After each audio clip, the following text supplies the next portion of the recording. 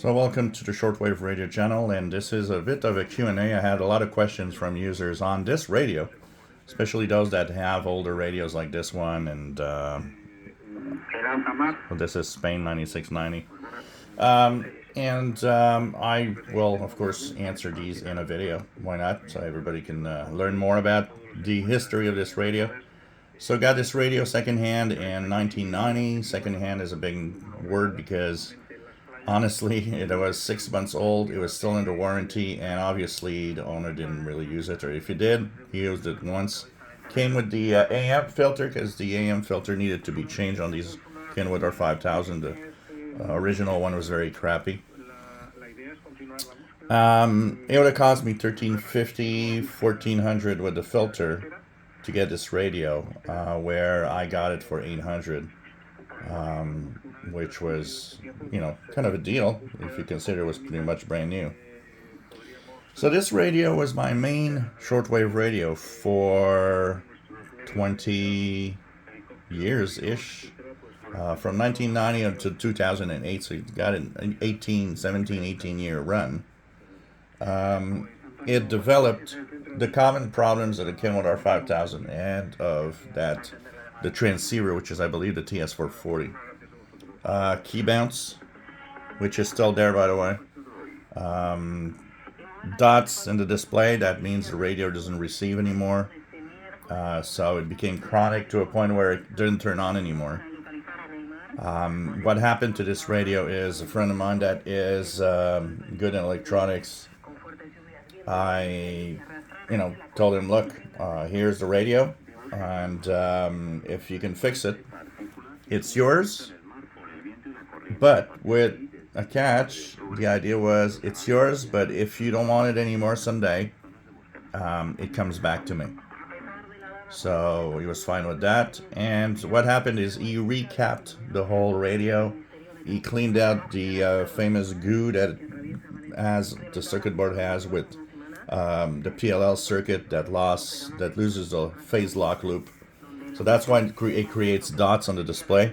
Is that the wax that they put on the circuit to prevent humidity from attacking it actually degrades over time, mixes with the humidity in the air, creates an acidic goo that makes the phase lock loop lose its lock, and so the radio doesn't know where it's tuned anymore.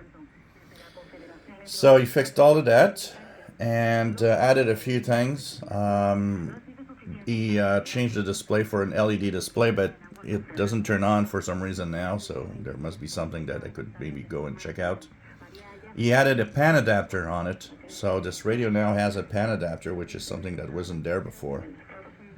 So yes, it was worked on to make sure that it could come back and work again. So now the recapped and everything is back to normal, and I guess for as long as everything is going to hold up, it's going to work. He purchased actually one of those. There was an online retailer selling all the capacitors of the Kenwood R-5000 in a bag, and you could order that online and replace all of them. So I believe he replaced pretty much everything. So it must be probably been a big job here. So it came back because he got a Kenwood TS450 or 440, which is so similar that he thought, well, I don't need a receiver anymore. I have a similar receiver and a transceiver. So finally, I got it back. I don't use it enough, honestly. I will need to find a way to mostly have it always plugged in so I can just turn it on. That's been the main reason why it's not used much, is that it's not, ready to work if I need it. So I always revert back to my Yaesu FT-DX10 if I want to listen to higher frequencies, or the ICOM ICR8500, which is also in ready working order. For those that ask, it is on my end-fed antenna, not the ML830 right now, so it's actually better at about 9-10 megahertz and above.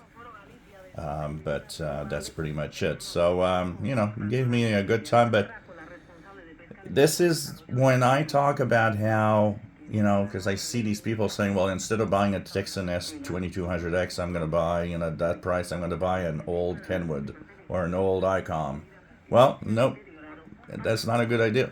This is where the not a good idea happens.